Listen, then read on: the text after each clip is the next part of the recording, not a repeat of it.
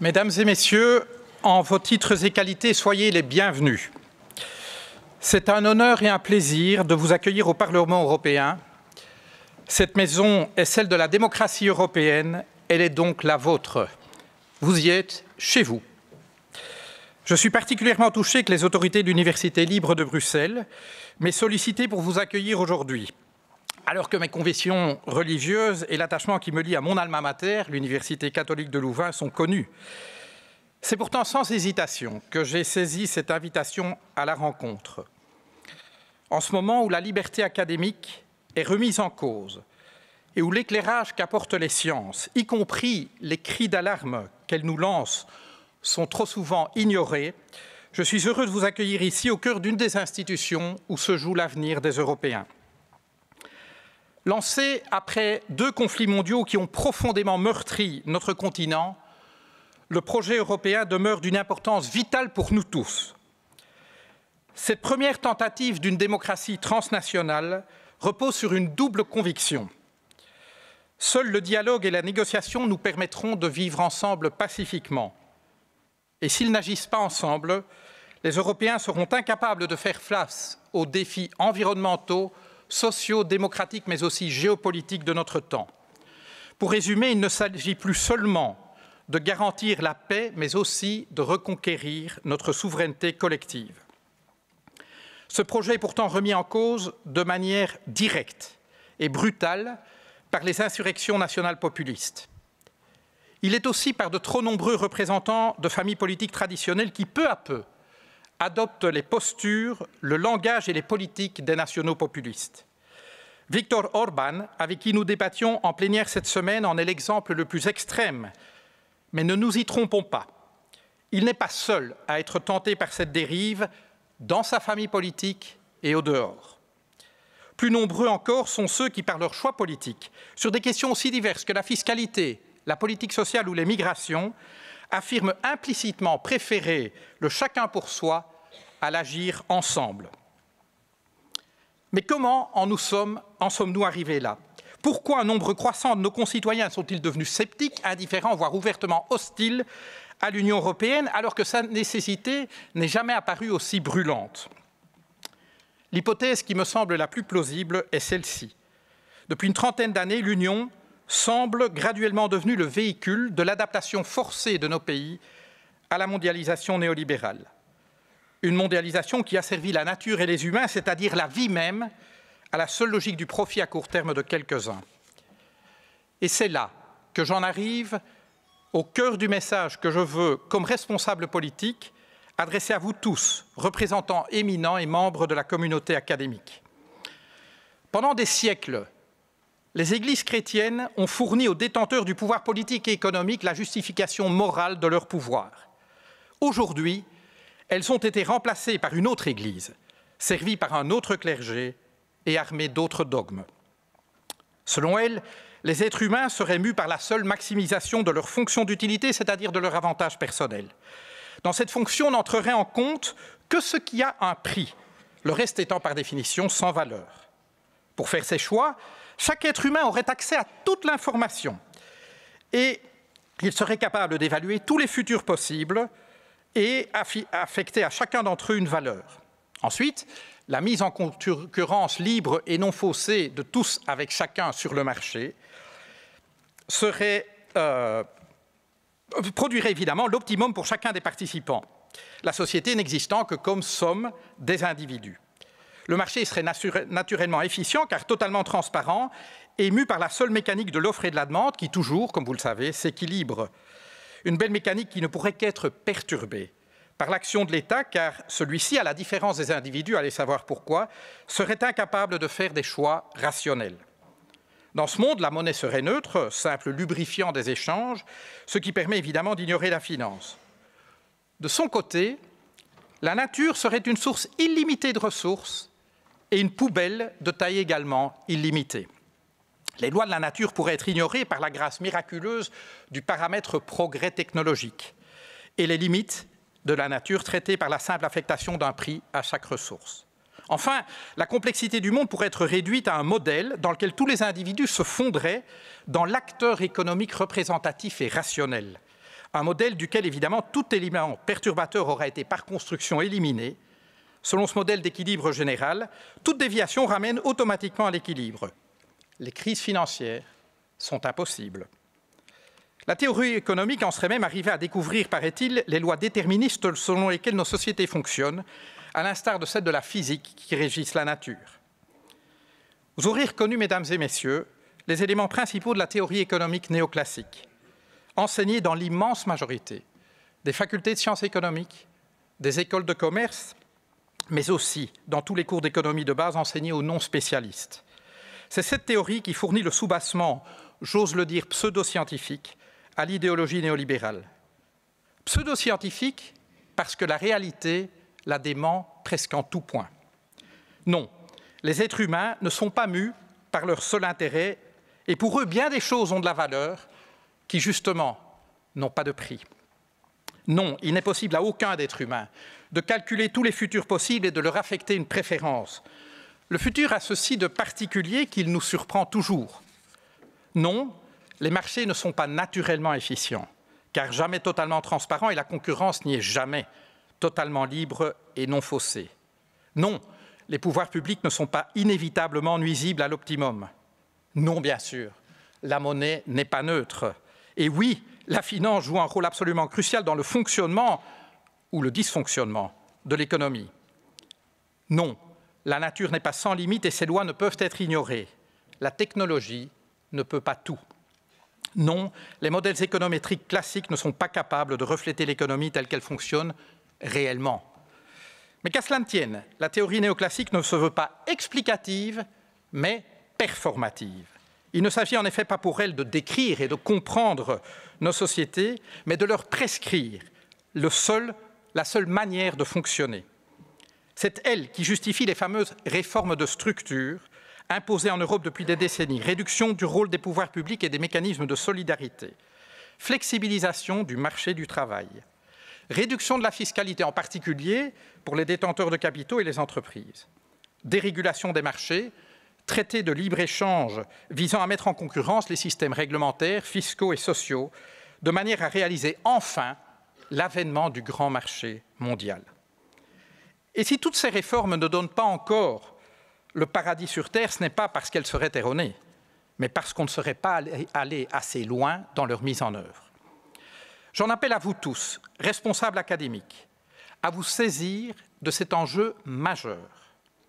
Il vous appartient de soumettre l'enseignement et la recherche en sciences économiques au libre examen de la pensée critique, en les confrontant au réel.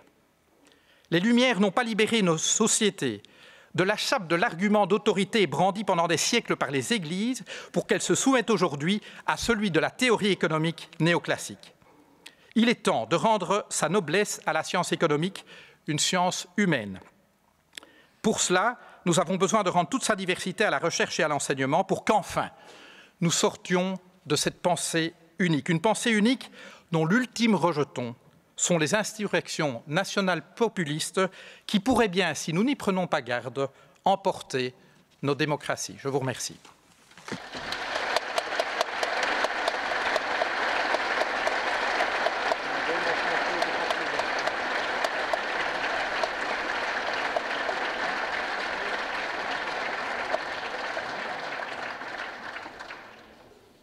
Monsieur le député européen, Monsieur le commissaire européen à la recherche, à la science et à l'innovation, Mesdames et Messieurs, en vos titres et qualités, chers amis, beste vrienden, dear friends, dans notre monde universitaire et académique, la langue que nous parlons d'instinct, notre langue natale, c'est bien entendu la langue du ratio, du logos aristotélicien.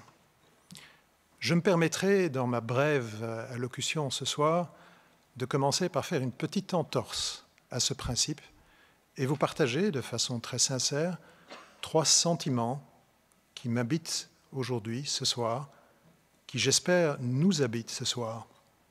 C'est d'une part la gravitas qui émane de ce lieu symbolique, de cet hémicycle. C'est deuxièmement la fierté de pouvoir, l'espace de quelques heures, en être les occupants. Et troisièmement, c'est la conscience aiguë d'être un maillon dans une longue chaîne, la chaîne des Lumières et de leurs héritiers, la chaîne de la démocratie parlementaire, la chaîne de la longue et belle tradition universitaire européenne.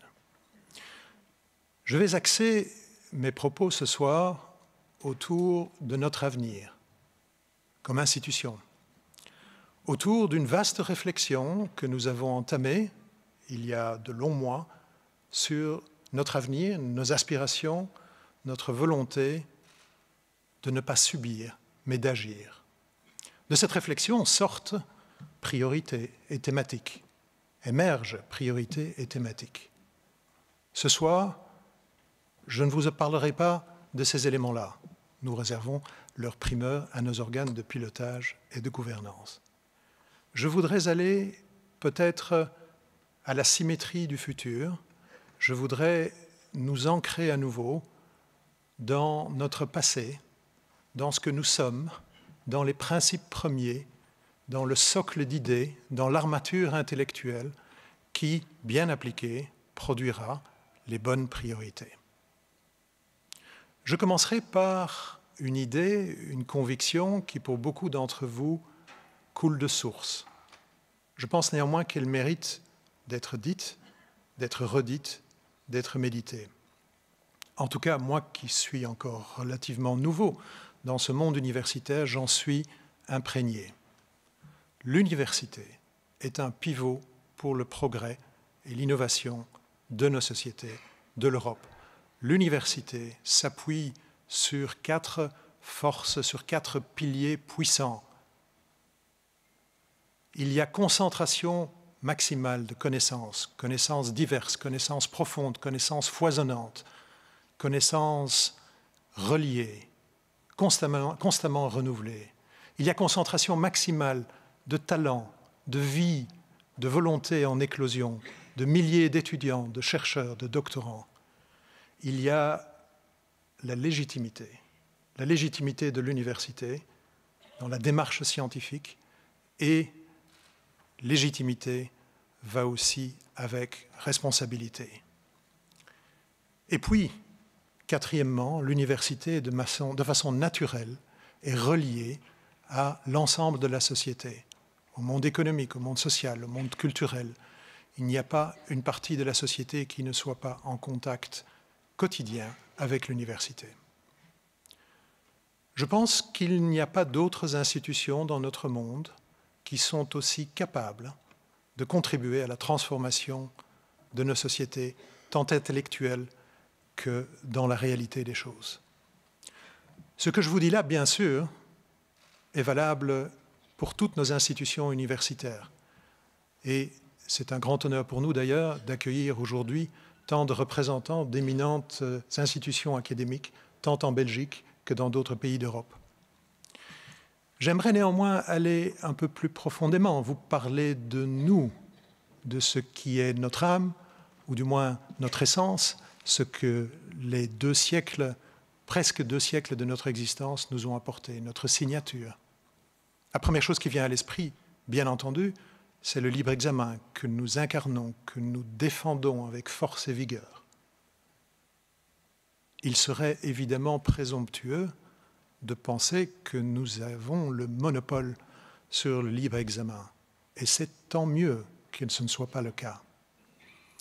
Je voudrais donc aller un peu plus loin et nous inviter ensemble à découvrir, redécouvrir un héritage fécond d'un mouvement prestigieux qui a émergé dans notre institution à la fin du XIXe siècle, au début du XXe siècle. Cet héritage fécond, c'est celui de l'école de Bruxelles. Alors, j'en profite immédiatement pour m'excuser auprès de ceux dans l'Assemblée qui sont des spécialistes de l'école de Bruxelles, et j'avoue mon ignorance, néanmoins ma grande curiosité. L'école de Bruxelles, c'est un vaste mouvement de progrès scientifique, de réalisation dans la cité, de grandes visées et d'idéaux, et aussi, je dois l'avouer, de grandes querelles, de bagarres homériques, de confrontations d'idées. L'école de Bruxelles, c'est vraiment l'ULB, également de réconciliation émouvante. L'école de Bruxelles, c'est des éminents scientifiques qui marquèrent leur époque. Ernest Solvay, Émile Waxweiler, Henri Lafontaine, Eugène Dupréel, Chaim Perelman et d'autres. C'est un mouvement de sociologie. À la naissance de la sociologie, c'est un mouvement qui réunissait ingénieurs, industriels, juristes, médecins, dans une approche multidisciplinaire, déjà au début du XXe siècle. C'est un mouvement qui a aussi laissé des traces de briques et de pierres. Je pense à un édifice qui se trouve ici tout près, la magnifique bibliothèque Solvay, qui, dans son agencement, incarne l'esprit de multidisciplinarité, d'interdisciplinarité.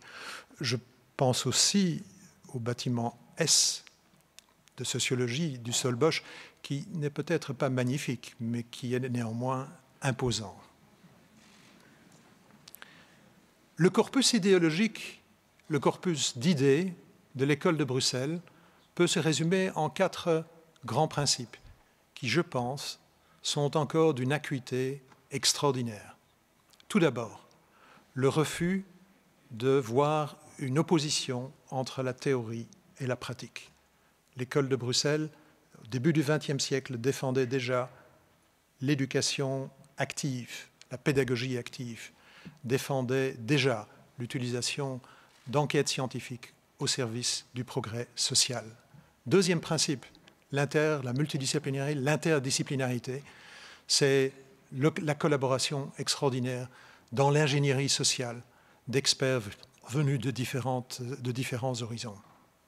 Il y a ce magnifique élan international, dimension globale, comme nous dirions aujourd'hui, la cité globale.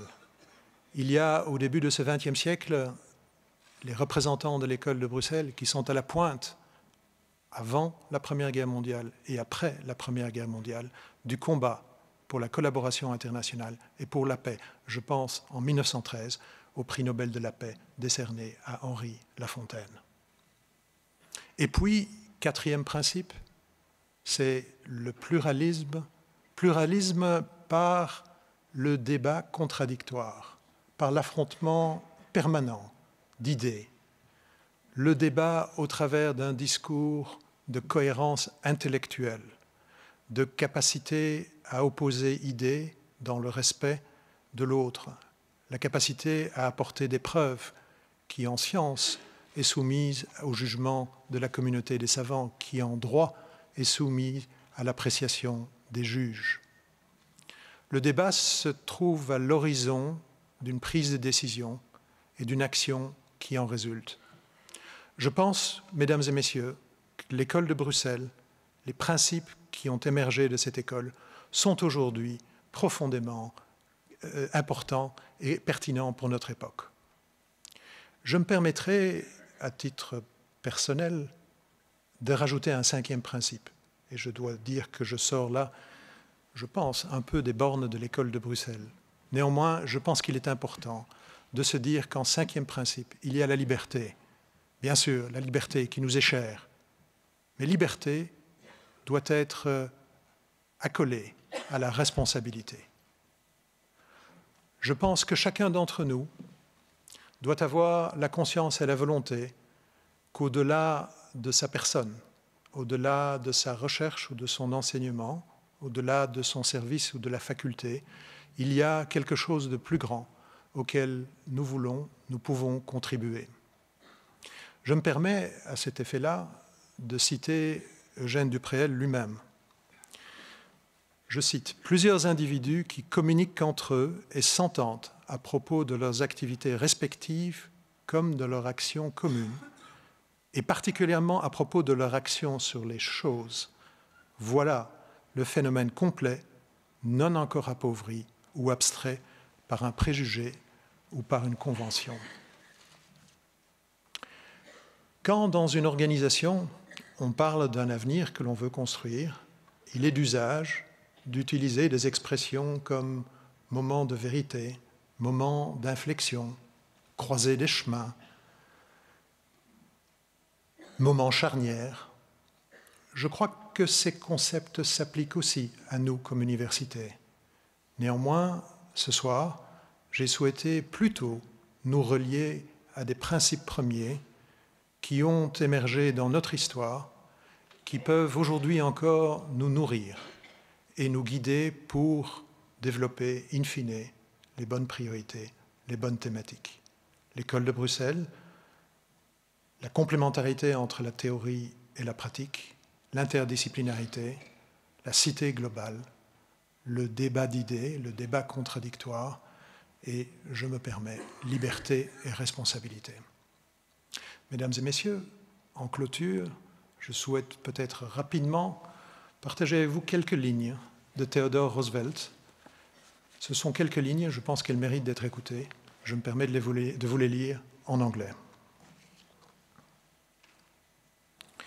It is not the critic who counts, not the man who points out how the strong man stumbles, or where the doer of deeds could have done them better.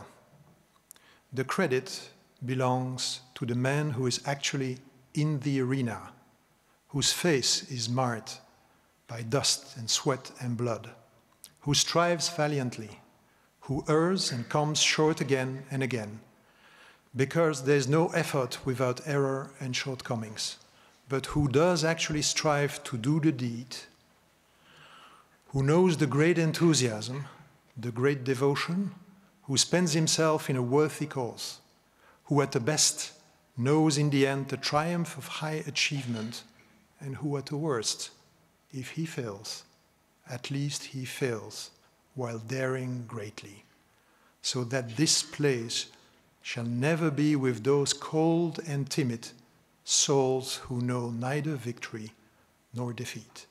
Mesdames et messieurs, je vous remercie beaucoup pour votre attention.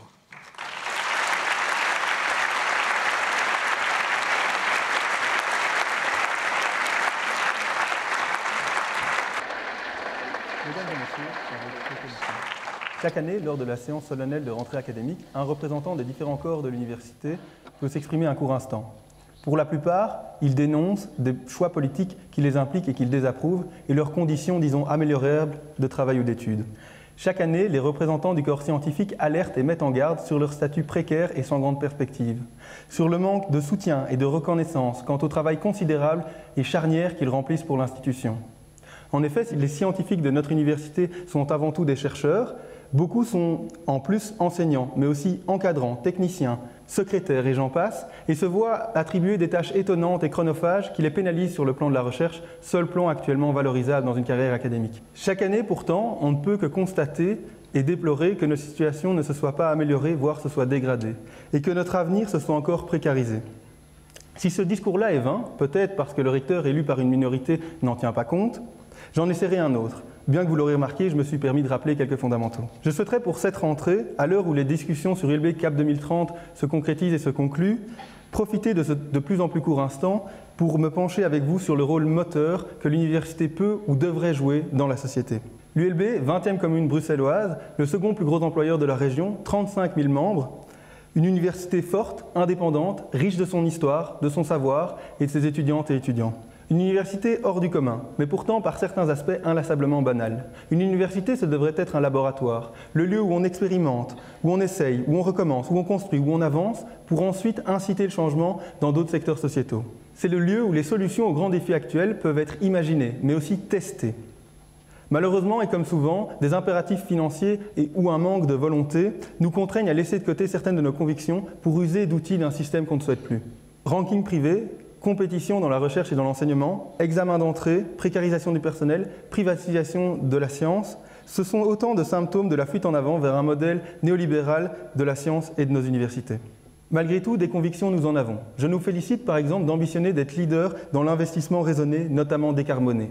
D'imaginer notre nouveau campus commun, ULB-VUB, comme un campus durable et ouvert vers la ville. D'avoir conçu avec ambition un plan de mobilité durable qui, j'espère, sortira bientôt des placards. De prendre des positions fortes et courageuses, comme celles que nous avons prises en faveur des migrants et contre les visites domiciliaires. Les universités devraient cependant être précurseurs et acteurs de bien d'autres initiatives afin de relever les défis actuels. Un exemple parmi d'autres qui me tient particulièrement à cœur, c'est la démocratie, un des piliers en crise de nos pays occidentaux. Nos démocraties uniquement représentatives, où le peuple est gouverné par des représentants élus, semblent atteindre leurs limites et ne pas répondre aux attentes des citoyennes et citoyens. L'Union européenne, dont le cœur démocratique nous accueille aujourd'hui, en est un bon exemple. Bien que restant une instance démocratique majeure pour le futur, elle est, au risque de caricaturer, gangrénée par les lobbies et a perdu la confiance d'une part grandissante des citoyennes et citoyens, ouvrant ainsi la porte aux eurosceptiques antidémocratiques. L'université au cœur de l'Europe serait-elle épargnée? Je me souviens être arrivé extrêmement impatient à mon premier conseil d'administration il y a un peu plus de 6 ans, car je pensais que l'université serait le lieu de cette efficiente démocratie. S'il y a tout juste 50 ans, l'adoption par l'université d'un mode de gouvernance du type d'une démocratie représentative consistait en une révolution, aujourd'hui, force est de constater que la concentration du pouvoir dans les mains des autorités, le lobbying des facultés, mais aussi d'une administration de plus en plus puissante, la lourdeur des instances et le désintérêt de la communauté universitaire qui empêchent le renouvellement des administrateurs sont autant de limites qui mettent à mal la concertation et la participation de la communauté universitaire. Alors que la réforme de la gouvernance aurait pu être le moment d'imaginer cette démocratie efficiente, force est de constater qu'elle a été dans le centre d'une concentration accrue du pouvoir. 5 ans plus tard, l'heure ne serait-elle pas au bilan? Malgré tout, nous, représentants du corps scientifique, restons convaincus que c'est notre université qui pourra, dans ce domaine, encore une fois, être la pionnière du renouveau. Et pourquoi pas d'ici à 2030. Je vous remercie.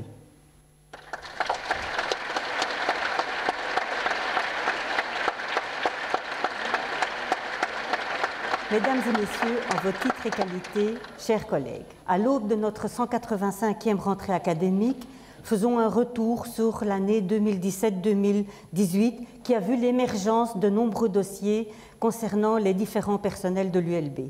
Commençons avec le plan Actiris Diversité qui développe une politique d'intégration des diversités dans ses différentes dimensions. Le PATGS, avec ses représentants de la participation ainsi que ses organisations syndicales, y sont particulièrement intégrés. Les travaux des différents groupes avancent à grands pas et les retours sont nombreux afin de faire progresser favorablement le projet. Les dossiers pension et harcèlement doivent encore et toujours retenir toute notre attention.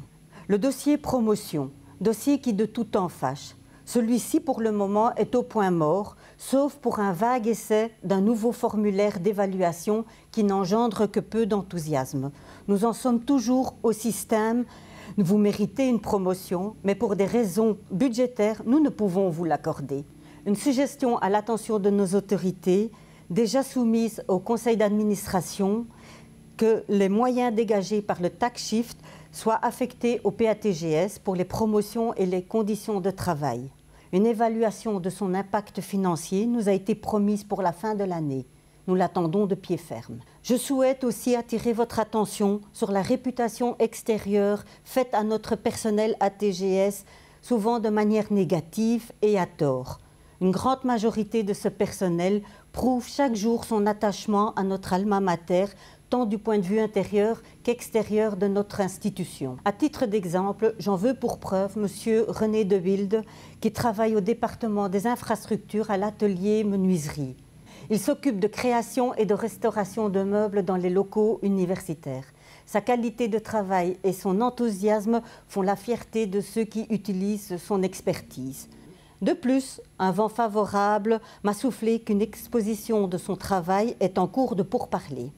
Je souhaite également relever l'exceptionnelle contribution de membres du même atelier, à savoir Hugues Boucart, Olivier Eschen, Bilal Allah et Boris Papeyans, à la réalisation de l'exposition The Art of Difference, consacrée au regard croisé de scientifiques et d'artistes sur le thème du handicap, réalisée en 2018 à Beaux-Arts. Un autre projet institutionnel innovant a été soutenu par plusieurs collaborateurs du département de l'administration financière qui s'y sont investis sans relâche.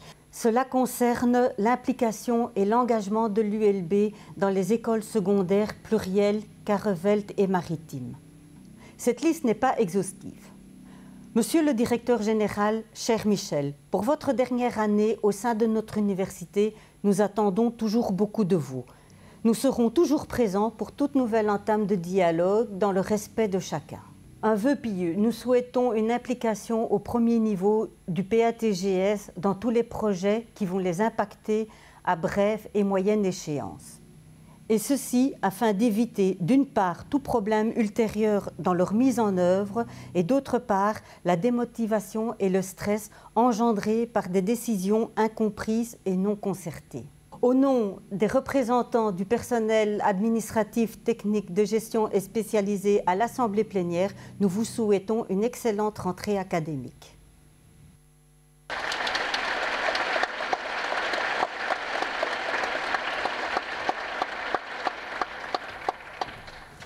On pensait faire une blague sur le temps très court attribué au discours, mais on n'a pas trop le temps, donc on a dû la couper. À l'aube de l'an 2000, l'Europe avait pris une résolution, celle de devenir l'économie de la connaissance la plus compétitive et la plus dynamique du monde. L'Europe de la connaissance, c'est donc avant tout un projet économique. C'est investir dans la recherche et les universités d'excellence pour développer l'innovation, rendant l'Europe plus compétitive. C'est le projet de transformer l'enseignement supérieur en une usine à gaz au service des besoins des entreprises. Est-ce simplement un hasard si les autorités de notre alma mater étaient prêtes il y a 2 ans à accueillir McKinsey à bras ouverts? Et si aujourd'hui, une chaire avec la FEB, la Fédération des entreprises de Belgique, est inaugurée? L'ULB pose un choix en organisant sa rentrée académique dans cet hémicycle, celui de se mettre au diapason de cette vision de l'enseignement et des réformes qui l'appuient. Mais qu'est-ce que ça veut dire en pratique? Soyons libres exaministes et examinons.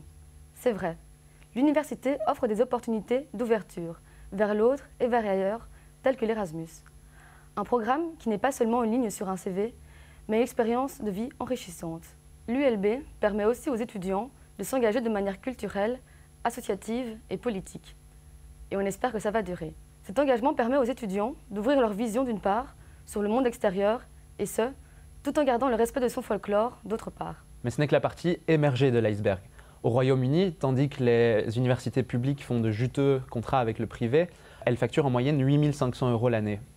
Étudier dans le public y est maintenant plus cher qu'aux États-Unis.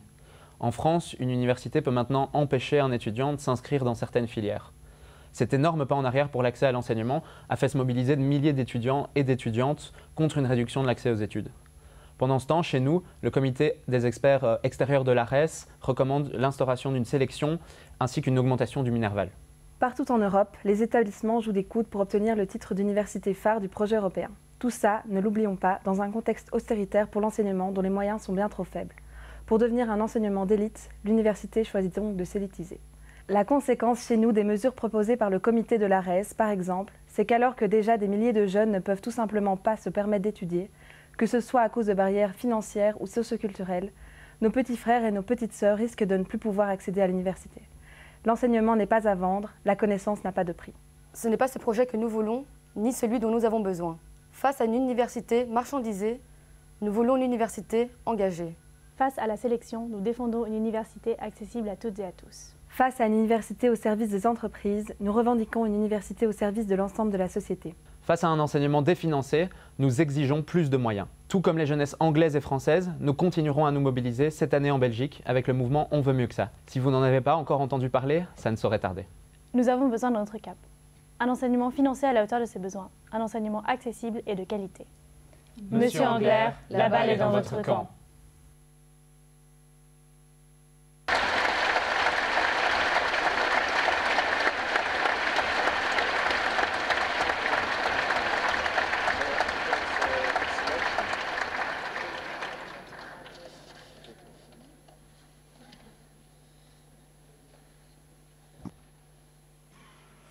Chers étudiants, merci pour la balle dans mon camp.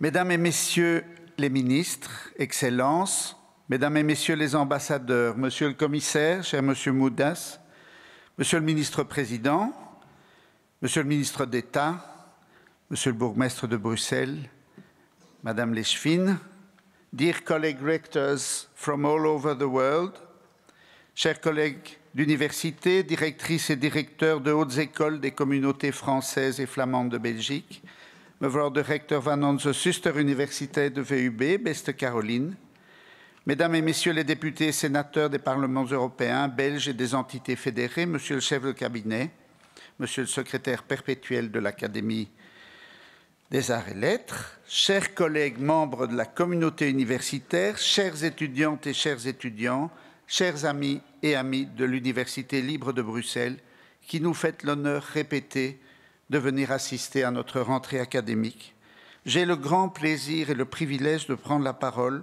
pour vous présenter l'invité d'honneur de cette 185e séance solennelle de rentrée académique de l'ULB, le commissaire européen à la recherche, à la science et à l'innovation, M. Carlos Moedas. Mais avant cela, permettez-moi de remercier ici publiquement le Bureau du Parlement européen et le député Philippe Lamberts qui ont répondu avec enthousiasme à notre demande d'accéder à ce lieu et qui ont rendu possible la cérémonie d'aujourd'hui. Une cérémonie qui est placée sous le sceau de l'Europe, bien entendu, mais en particulier de l'Europe de la connaissance, un choix que j'expliquerai tout à l'heure dans mon discours. L'invitation du commissaire européen à la recherche était donc tout naturelle dans le cadre de cette année thématique de l'ULB, surtout lorsqu'on connaît la personnalité de Carlos Moedas. Européen convaincu, ce diplômé en ingénieur civil à l'Université de Lisbonne et détenteur d'un MBA de l'Université de Harvard, a mené une carrière dans le secteur privé avant de s'investir au sein du Parti social-démocrate portugais. C'est en 2008, suite à la crise financière, qu'il décide d'accepter le poste de coordinateur au sein de l'unité de recherche économique du PSD.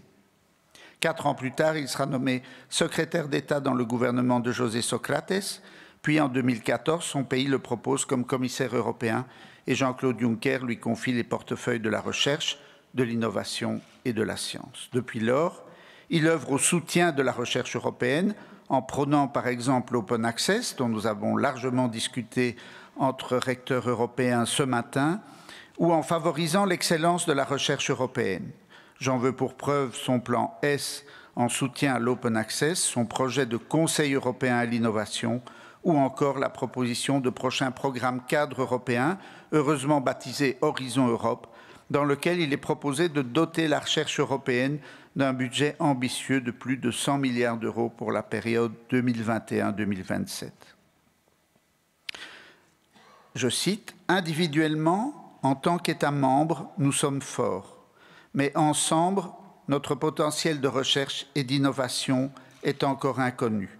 Ce sont vos propres paroles, Monsieur le Commissaire, et nous sommes donc tous et tous impatients et ravis de pouvoir vous entendre nous parler de ce potentiel dont nous sommes nous aussi convaincus qu'il est énorme. Permettez-moi de vous remercier déjà chaleureusement d'avoir accepté cette invitation et de vous céder la parole.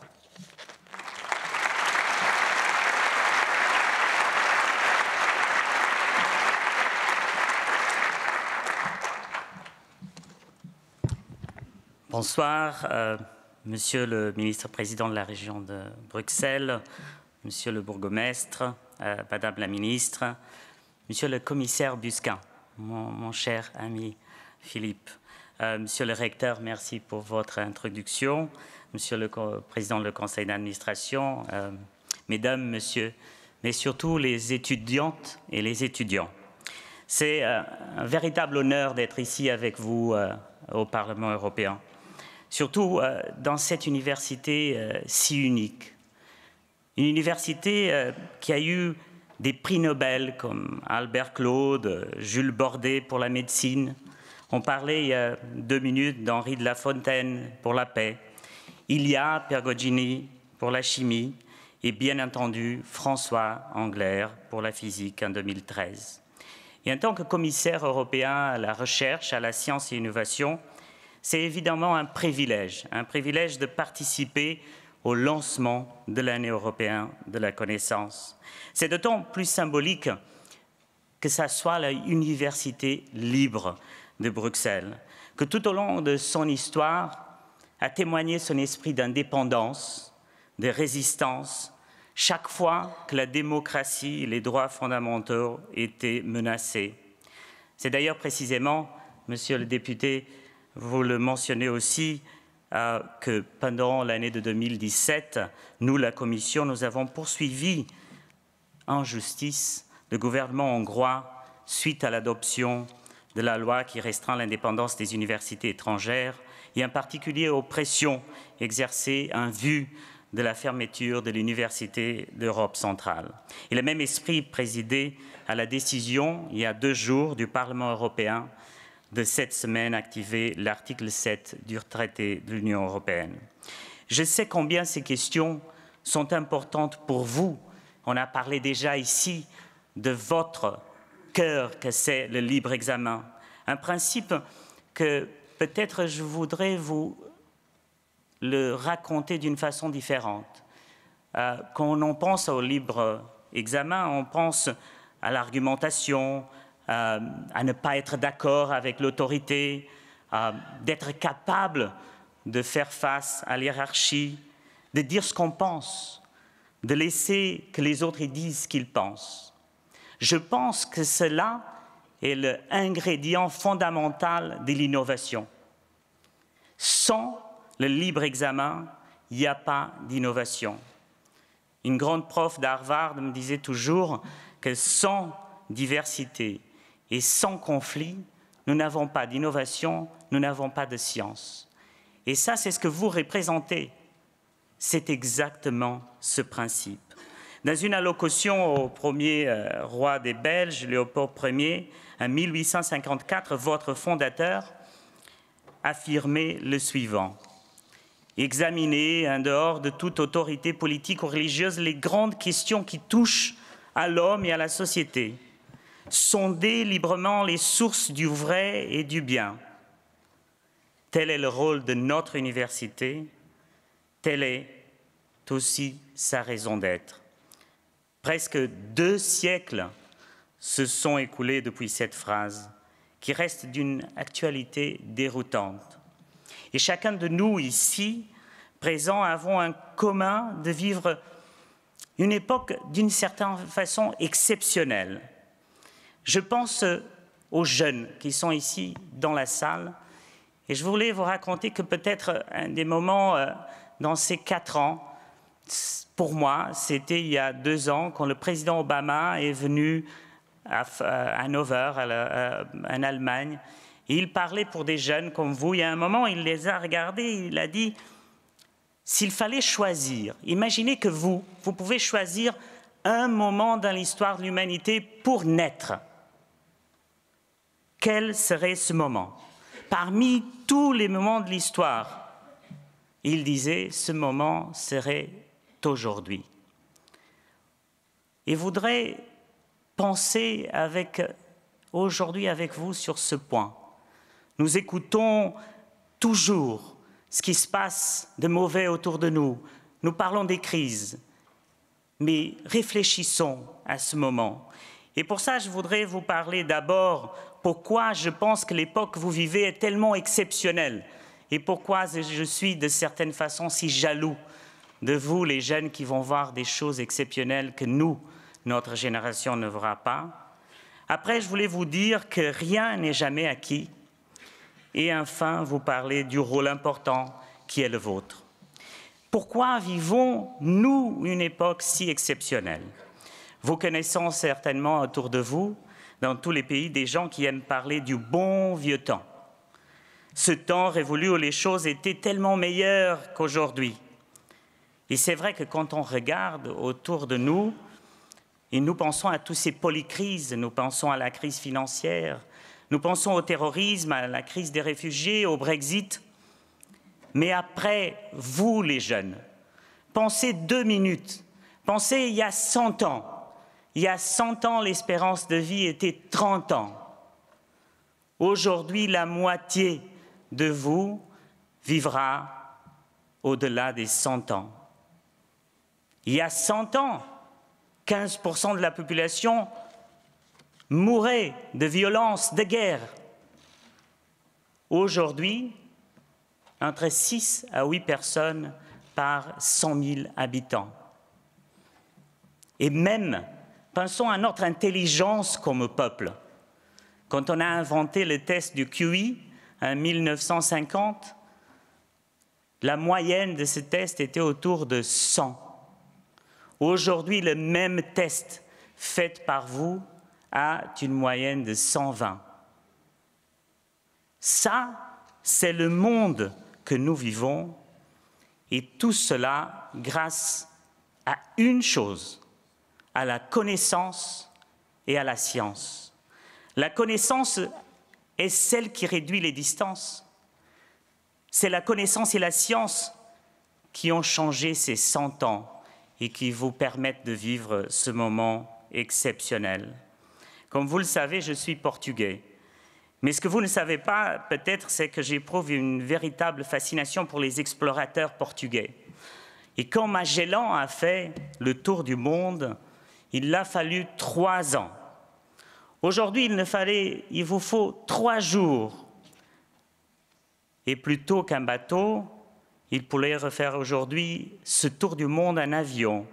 Mieux encore, il pourrait le faire comme Bertrand Piccard l'a fait, dans un avion solaire. Vous savez, je pensais quand Monsieur le Président du Conseil d'administration parlait à l'interdisciplinarité. Et quand Bertrand Piccard, un jour, me raconte son histoire, il m'a raconté 2 choses qui m'ont touché. La première, c'est qu'il voulait vraiment faire ce tour du monde dans un avion, sans essence, avec de l'énergie solaire. Et donc, il est allé visiter tous les constructeurs d'avions. Tous l'ont dit, c'est impossible. Trop lourd, trop grand, tu n'arriveras pas à voler. Et lui a dit non, je ne désisterai pas. Il est allé voir un copain qui était un constructeur de bateaux. Et ce copain l'a fait. Et Bertrand Piccard a fait le tour du monde. Et je l'ai demandé, mais pourquoi il l'a fait? Comment il l'a fait s'il n'était pas un constructeur d'avions? Il m'a dit, il ne savait pas que c'était impossible. Et je pense que c'est ça, l'interdisciplinarité, c'est que quand vous n'êtes pas dans votre domaine, vous ne savez pas que c'est impossible. Mais pour cela, il faut être très bon dans votre domaine pour pouvoir naviguer dans ces intersections qui sont effectivement au cœur de votre université et que pour moi sont au cœur de la stratégie européenne. Mais notre époque est également exceptionnelle en termes de liberté et d'avancée démocratique, et peut-être pour vous c'est différent, mais pour moi, mon père était journaliste dans les années 70 au Portugal et il ne pouvait pas écrire ce qu'il voulait. J'ai des lettres de l'époque avec des menaces, de la prison, de la censure, d'un régime fasciste et autoritaire qui était là. C'est ma génération, j'étais né. Je vivais dans un Portugal qui n'était pas démocratique. Et vous êtes peut-être assez difficile pour vous d'imaginer qu'avant les accords de Schengen, il n'y avait pas la vie que vous avez aujourd'hui de passer les frontières. C'est difficile pour vous de penser au mur de Berlin. C'est difficile pour vous d'imaginer celui qui était le monde avant vous. Mais je pense qu'aujourd'hui, le monde qui est complètement différent, il n'est pas acquis, parce que rien n'est jamais acquis. Vous savez, jusqu'au jour du Brexit, jusqu'au jour de ce référendum, je parlais toujours à un public sur l'Europe et je disais l'Europe est irréversible. Et ce jour-là, je me suis rendu compte que c'était réversible. Qu'il faut se battre tous les jours pour démontrer ce que serait l'Europe si on n'avait pas l'Union européenne. Comment est-ce qu'on vivrait? D'expliquer aux gens que les choses changent constamment et peut-être on ne se donne pas, on ne le sent pas, mais elles changent. Et pour moi, le retour en arrière n'est pas une option. Qu'on soit de droite ou de gauche, qu'on soit d'un parti politique ou d'un autre parti politique, pour moi, pour votre génération, vous ne pouvez pas revenir en arrière. Pourriez-vous imaginer vivre dans une Europe où la censure règne, où il y a des nouveaux contrôles des frontières? J'ai déjà mentionné certains défis qui se posent au monde et à l'Europe. Je voudrais à présent vous parler d'un autre défi. L'Internet représente un progrès extraordinaire. Mais ces derniers temps, nous avons aussi découvert que les réseaux sociaux pouvaient être utilisés pour influencer les résultats des élections ou des référendums démocratiques. Que nos données personnelles ne sont toujours utilisées à bon escient. Nous avons pendant 2 ans discuté ici comment protéger les données personnelles. Et aux États-Unis, on disait encore les Européens, qu'est-ce qu'ils vont faire avec tout ça? Et aujourd'hui, ils reconnaissent que notre nouvelle réglementation de la protection des données est effectivement un grand pas en avance. L'intelligence artificielle, le blockchain représentent des avancées technologiques majeures. Et là, je voudrais vous toucher un mot aussi à vous, les plus jeunes. Quand vous regardez les avancées technologiques de ce moment qu'on vit, je me dis que je me sens un peu comme peut-être nos ancêtres en 1920 se sentaient. On ne peut pas même imaginer ce qui va être votre vie. Quand on pense à la physique quantique, par exemple, nous avons vécu un monde de physique classique, c'est-à-dire la physique qui explique les grandes choses. Mais on ne vit pas un monde de la physique quantique. Et l'autre jour, je visitais à Delft le centre de physique quantique qui est en train de construire un des premiers ordinateurs quantiques. Et de penser que la physique quantique que Einstein avait pensée aux conférences Solvay en 1915, que d'ailleurs était fait par un homme. Un homme a écrit en 1915 4 ou 5 articles qui ont changé le monde, tout seul. 100 ans après, l'article scientifique que prouvait qu'Einstein était effectivement en train de découvrir quelque chose de magnifique, il y a 1 an, quand on a fait le grand article sur les ondes gravitationnelles, a été écrit par 1000 scientifiques. La science est devenue globale.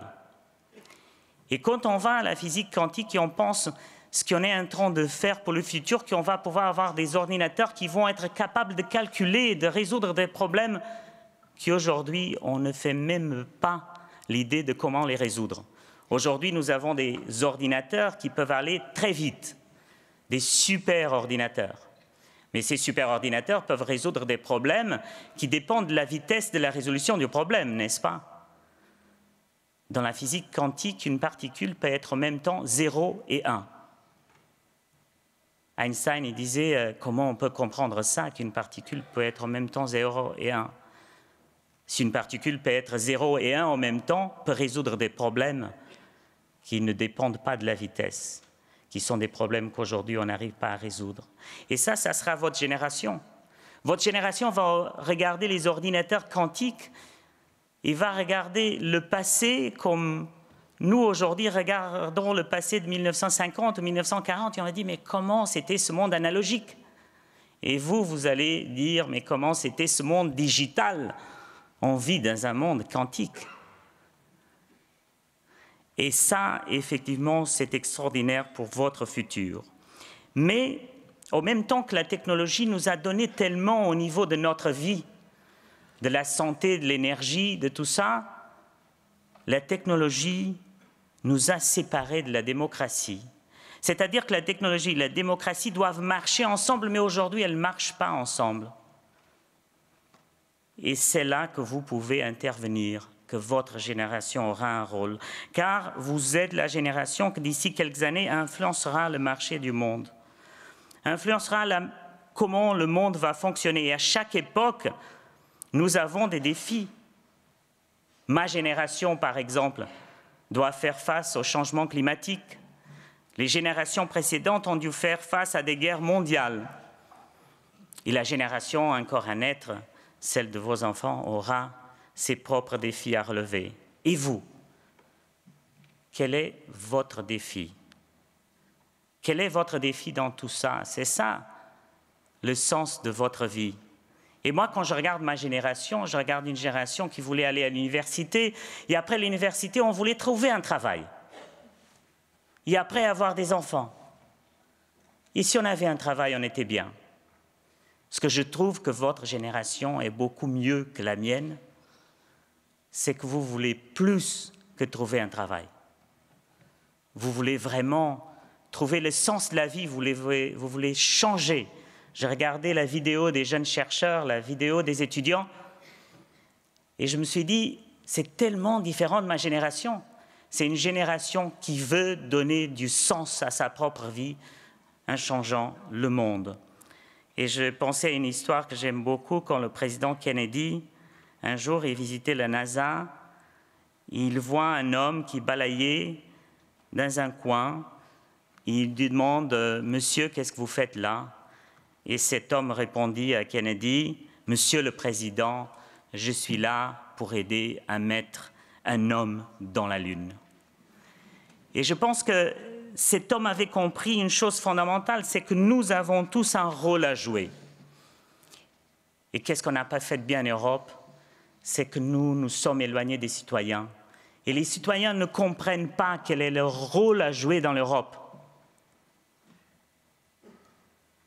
Et chacun d'entre vous, vous avez un rôle à jouer. La technologie se développe à une vitesse fulgurante. Vous devez donner un sens à ces avancées technologiques. C'est ça le défi de votre génération, donner un sens à la technologie. Pourquoi la technologie? La technologie pour changer quoi?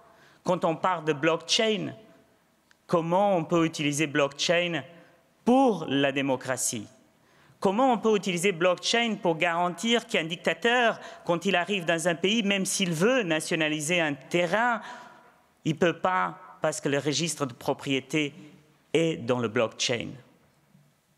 Je ne veux pas parler de cryptocurrencies, de la monnaie électronique, ça ne m'intéresse pas. Ça m'intéresse le blockchain qui va aider à la démocratie, qui va empêcher un dictateur, qui va nous produire une façon de distribuer la richesse d'une façon différente. Et tous les jours, des nouvelles innovations naissent qui vont complètement modifier le monde de demain. Et aujourd'hui, nous pouvons connecter des millions de personnes, guérir des maladies, passer d'une économie de déchets à une économie circulaire sans déchets, co-créer des villes pour réduire la pollution. Mais quand même, on se sent tellement seul devant ces écrans. Et c'est ça, ce que vous avez vraiment laissé comme message aujourd'hui, c'est que vous avez cette responsabilité. Auparavant, une poignée de gens puissants prenaient des décisions pour tous. Aujourd'hui, dans notre monde digital, chacun peut participer au processus décisionnel. Mais il vous incombera d'être vigilant et de créer un contexte solide pour que les acquis démocratiques soient respectés. Voilà un des défis de votre génération. Cela peut vous paraître insurmontable, mais chaque génération doit passer par là. Chaque génération doit renégocier le monde de demain en regardant le monde d'hier. Et n'oubliez pas que vous n'êtes pas seul. Partout dans le monde, des gens inspirants se sont fixés pour objectif de faire de notre monde un monde meilleur. Mesdames et messieurs, chères étudiantes et chers étudiants, je voudrais conclure avec ces mots. Non seulement vous avez le pouvoir de modeler l'avenir de l'Europe, mais c'est votre responsabilité. C'est vous qui allez inventer notre avenir commun et c'est à vous de créer un monde meilleur. Un monde où l'intolérance n'a pas la place, un monde où la qualité de vie est maximale, un monde où la technologie et la démocratie fonctionnent main dans la main. Je suis un optimiste et je suis donc absolument convaincu que vous allez faire beaucoup mieux que nous. Mais quand vous douterez, pensez à ceux qui ont déjà aujourd'hui travaillé pour faire de notre monde un monde meilleur. Et pour ça, je terminerai en citant Auguste Baron, le 20 novembre de 1834, dans son discours à l'inauguration du LB. Il prononçait ces paroles qui posaient les bases de la philosophie de votre université. Nous jurons d'inspirer à nos élèves, quel que soit l'objet de notre enseignement, l'amour pratique des hommes qui sont frères, sans distinction de caste, d'opinion, de nation. Nous jurons de leur apprendre à consacrer leurs pensées, leurs travaux, leurs talents au bonheur et amélioration de leurs concitoyens et de l'humanité. Ces mots, mes amis, n'ont rien perdu de leur actualité. Vive l'ULB.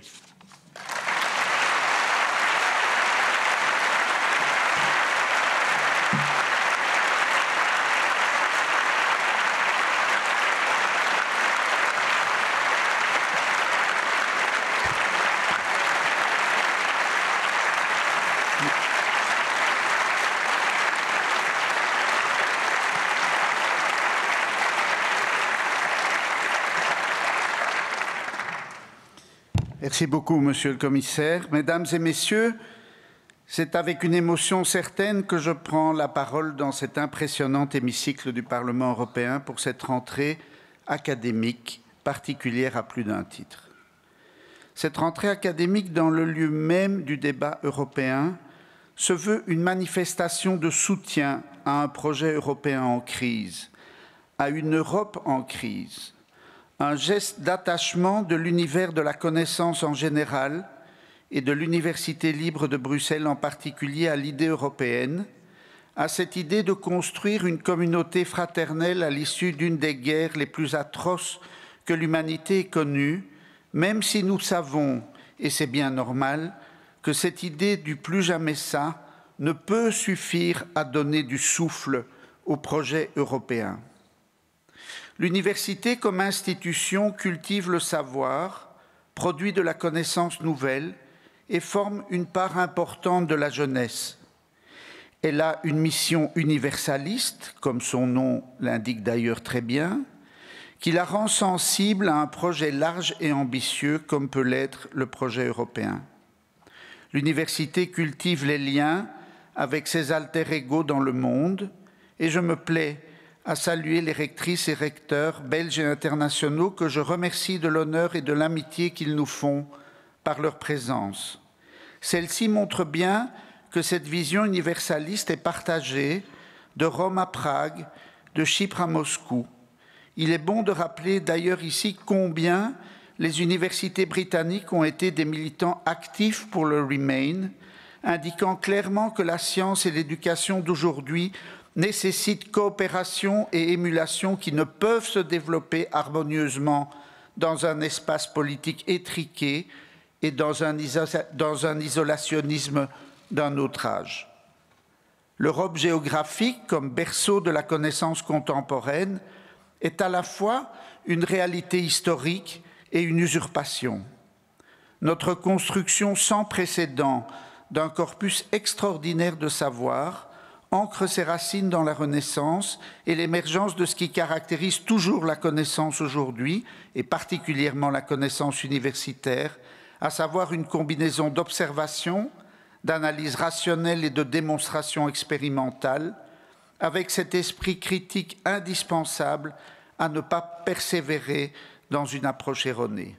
C'est incontestablement l'Europe et la culture européenne qui seront le berceau de cette science qui a investi le globe tout entier, depuis les profondeurs abyssales des océans jusqu'à l'infini de l'espace.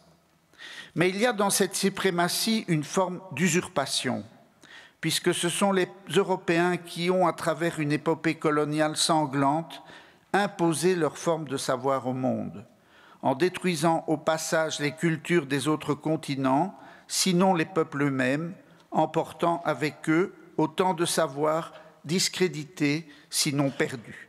Du coup, même lorsque la connaissance est issue d'autres continents, c'est souvent une extension de notre propre culture, produite par des descendants des Européens émigrés. C'est caricaturellement le cas pour les États-Unis d'Amérique, un immense contributeur au corpus de la connaissance du monde moderne, quasi exclusivement produit par les migrants d'Europe, et donc ancré dans la culture et les modes de pensée des Européens. Il est bon de s'en souvenir en cette période de réexamen de la douloureuse période coloniale qui prend ses racines dans la prise de conscience de la force culturelle des pays colonisés avec le célèbre discours sur le colonialisme d'Aimé Césaire au Congrès des écrivains et artistes noirs à Paris en 1950 que je vous invite à vous remémorer. La situation coloniale, ça je n'ai jamais oublié, et que dans cette situation coloniale, il ne pouvait pas y avoir de culture. La notion même de colonisation est l'inverse de l'idée même de la culture. Et il a fini son magnifique exposé par « Laissons nos peuples entrer sur la grande scène de l'histoire », n'est-ce pas? Il y a une ovation. Laissez entrer les peuples noirs sur la grande scène de l'histoire.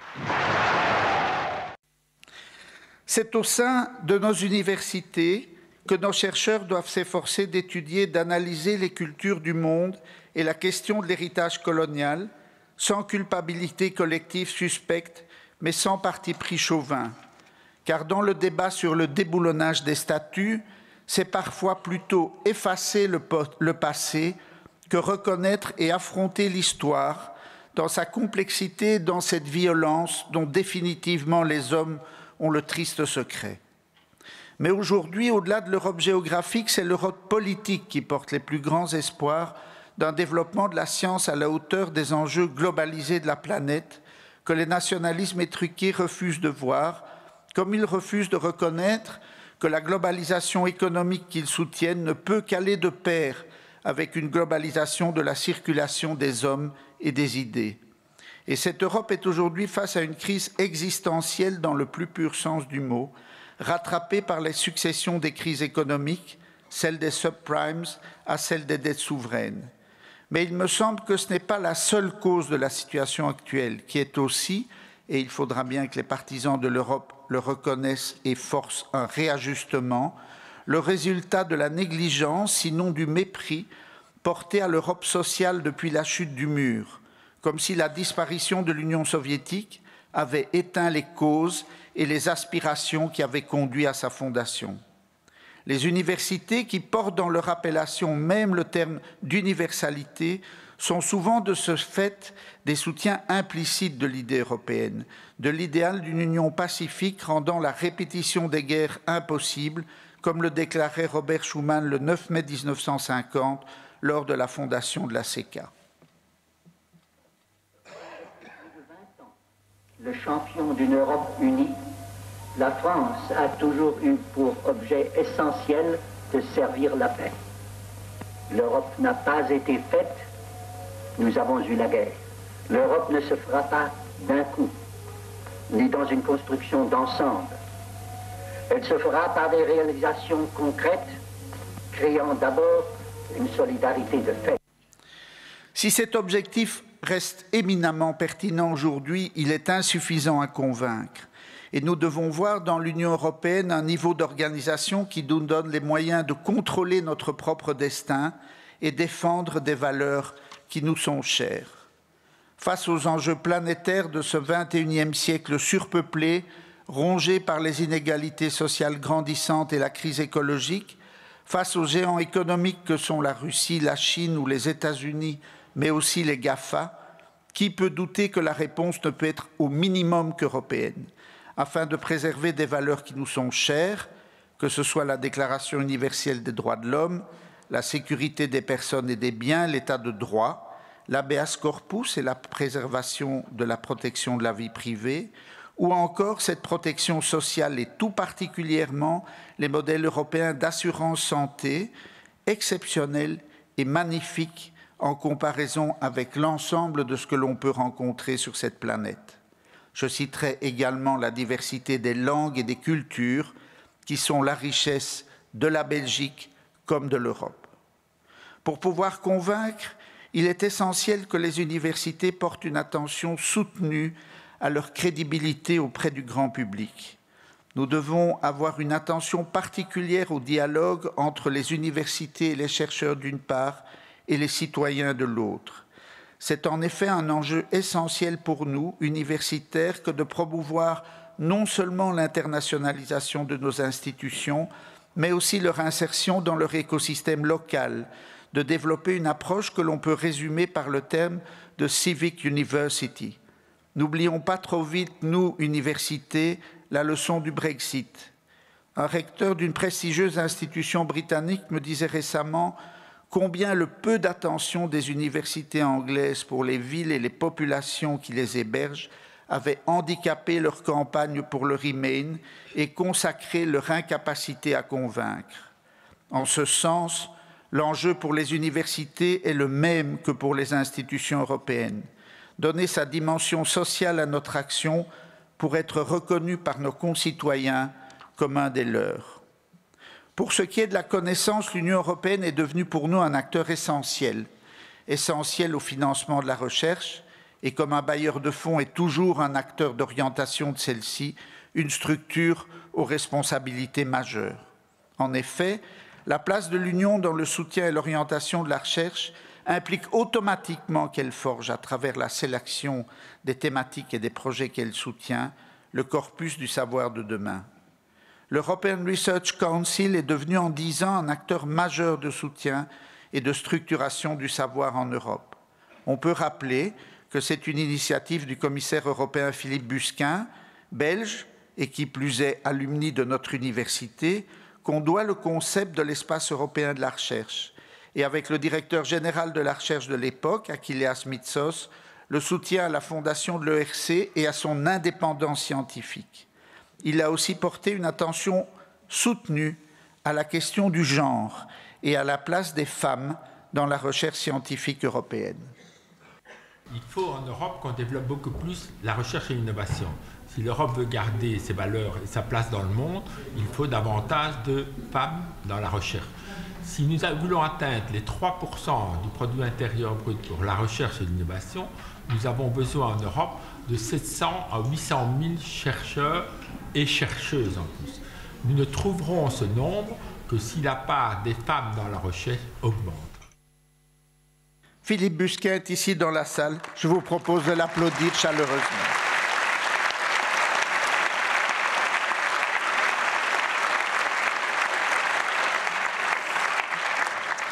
Nous savons que les enjeux de la connaissance sont en 2018 des enjeux colossaux, soulèvent des besoins immenses d'expertise, de rationalité et d'innovation, indiquant aux universités quelle place elles doivent tenir dans le développement et l'évaluation de ces enjeux de notre temps.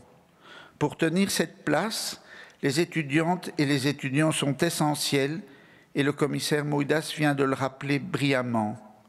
Parce il et elle sont notre raison d'être, parce qu'il et elle sont un moteur perpétuel de questionnement et de renouvellement, parce qu'il et elle sont le vivier d'où sont issus les chercheurs d'aujourd'hui et de demain, parce qu'il et elle donnent magnifiquement corps au concept d'université engagée que l'ULB souhaite être.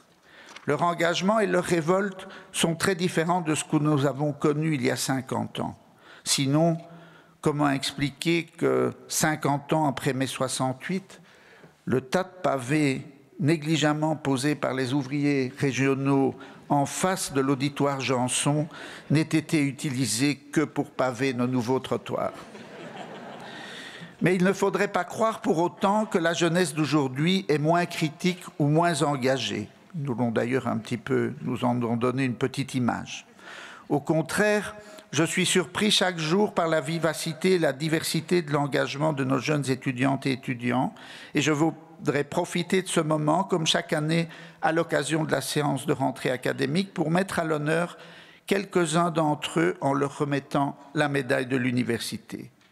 Les 3 lauréats de cette année thématique sont des associations étudiantes qui incarnent les valeurs que nous voulons mettre en avant dans le cadre de l'Europe de la connaissance. J'appelle tout d'abord les représentants de l'association étudiante Express Erasmus ULB, Nabil Bensakal, Soufiane Gadari et Salim Guelleh.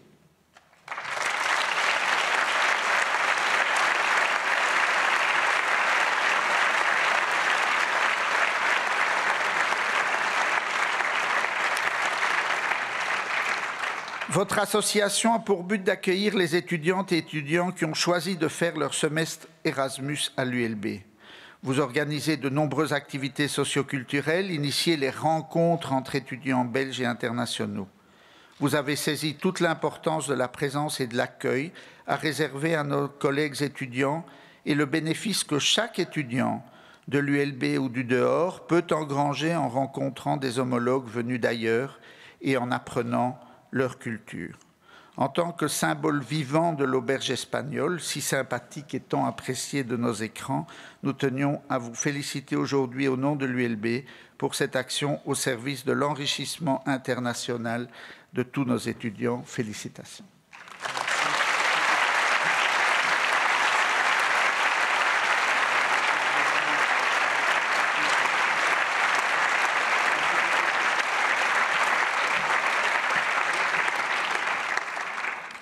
J'appelle ensuite... Excusez-moi.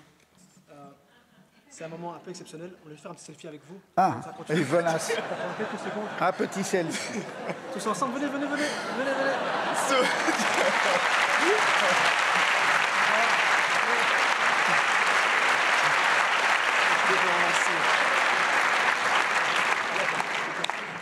Je ne me ferai jamais au monde d'aujourd'hui. J'appelle ensuite Aurélie Bruguet et Quentin Moreau-Hamel pour ULB Moon. Depuis 2010, est-ce qu'ils sont? Ah, il n'y en a qu'un, mais ça ne fait rien.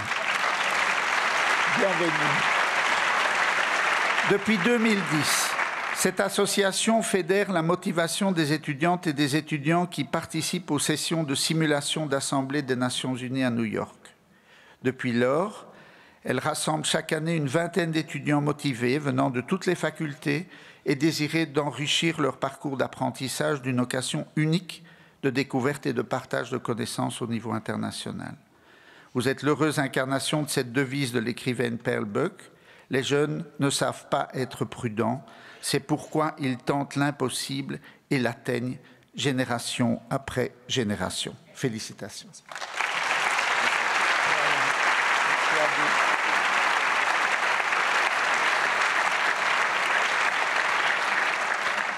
J'appelle enfin les responsables entrants et sortants de Eyes on Europe, Hélène de Cotigny et Zita Massing.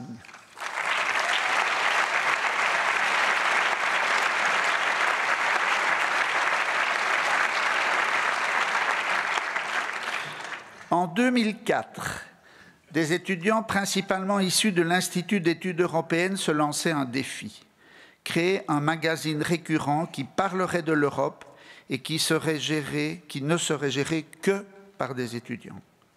14 ans plus tard, non seulement ce magazine étudiant existe toujours, mais il jouit d'une belle notoriété auprès des acteurs européens, élus chaque trimestre, notamment dans les couloirs de ce bâtiment. Non content de ce succès, vous faites également vivre la réflexion sur la thématique européenne à travers débats, conférences et activités culturelles. La qualité de votre travail et votre implication dans ce sujet d'études sont des preuves que la jeunesse européenne a de quoi promettre un bel avenir à ce continent et au partage de ses connaissances. Merci et bravo.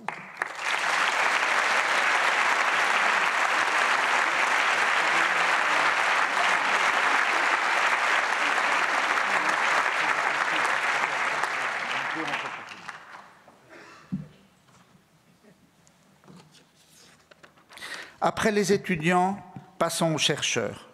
Notre université s'inscrit pleinement dans l'effort européen pour la recherche et l'année qui s'achève a vu une fois encore nos chercheurs glaner des financements européens grâce à leur qualité, leurs efforts et au soutien sans faille de notre administration.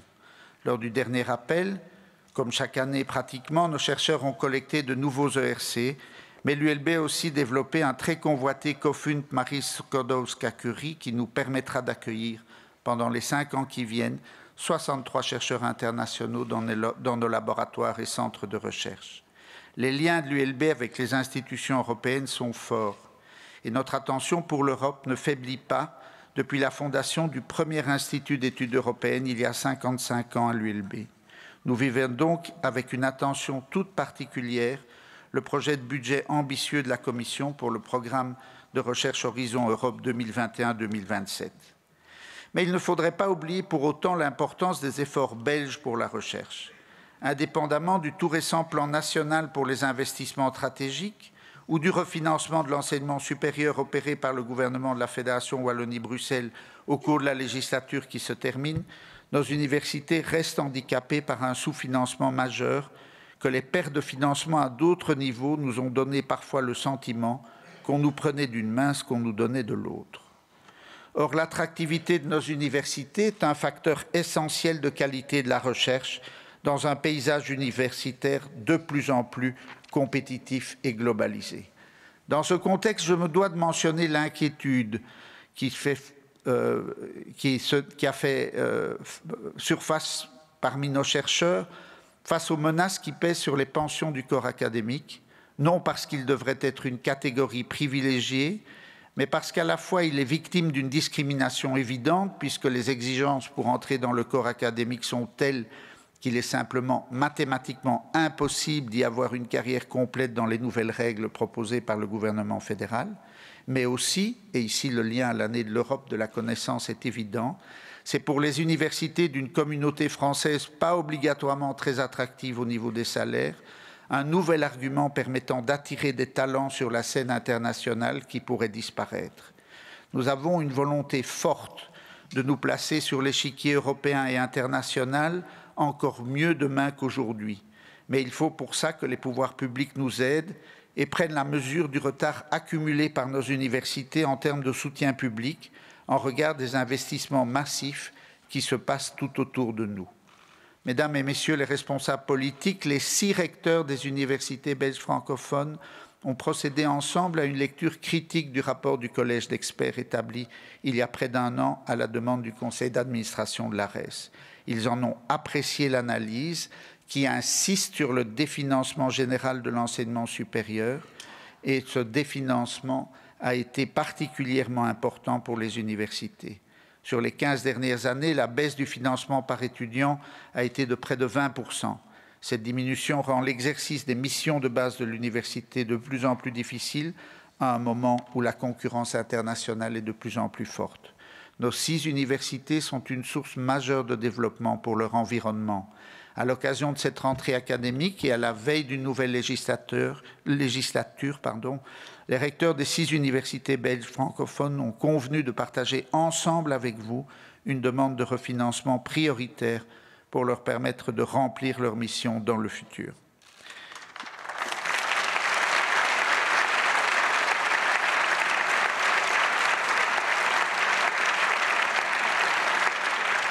Mais l'ULB ne se réfugie pas derrière ces difficultés de financement et se veut d'une façon volontariste être une université tournée vers l'innovation en enseignement et en recherche et attentive tant à son écosystème local qu'à son internationalisation.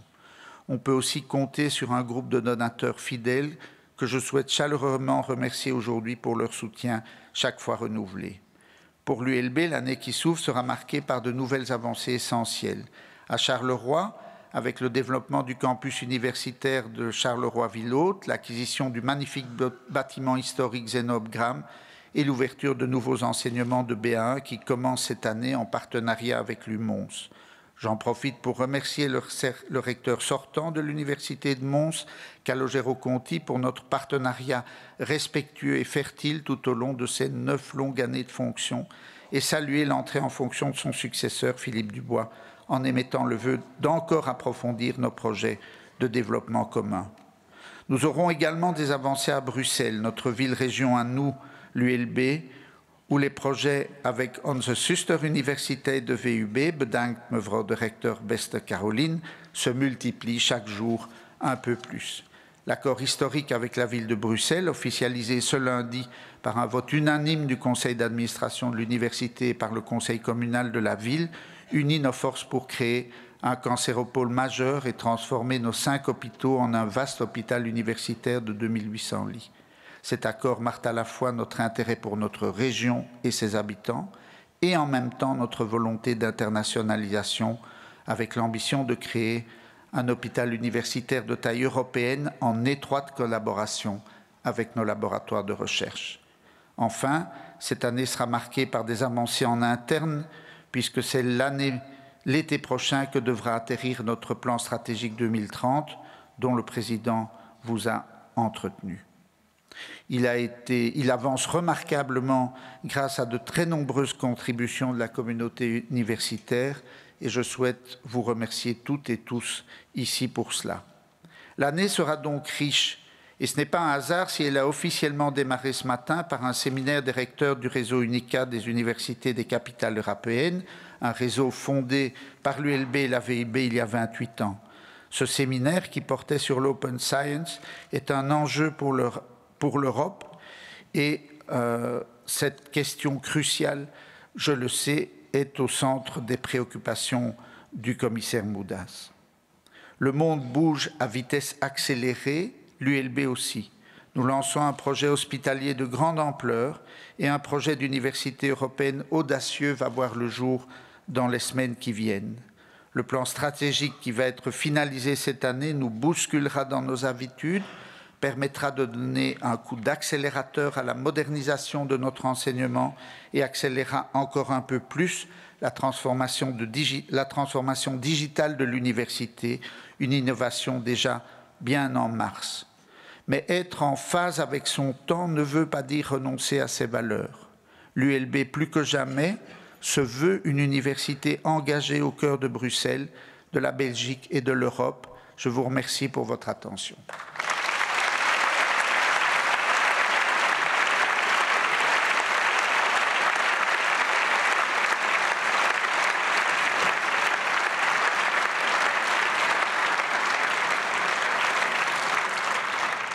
Je vous rassure, la cérémonie touche à sa fin. Avant de vous laisser sortir de l'hémicycle pour un cocktail dînatoire, je vous demanderai de bien vouloir rester à vos places le temps que les cortèges sortent de la salle. Mais avant encore, je voudrais inviter mes collègues recteurs des universités belges et européennes à me rejoindre, ainsi que le commissaire Moedas et notre président, pour une photo de famille et le lancement du chant de notre université qui vous permettra de semer ensemble nos rêves d'une Europe de la connaissance forte et pérenne. Ce chant, lui aussi contesté, c'est l'université du libre examen quand même, entre autres pour ses accents sexistes, fait partie du folklore étudiant et doit être pris comme tel. Un chant historique, au minimum, à mettre en perspective. Mais avant ça, Monsieur le Président, chers collègues, please, if you want to come with us.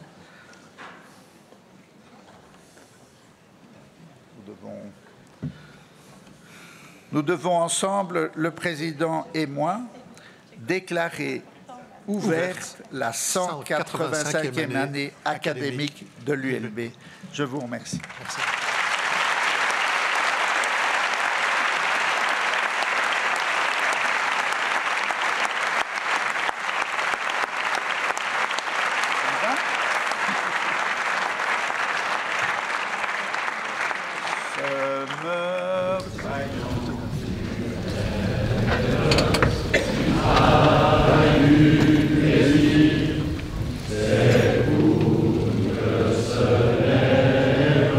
À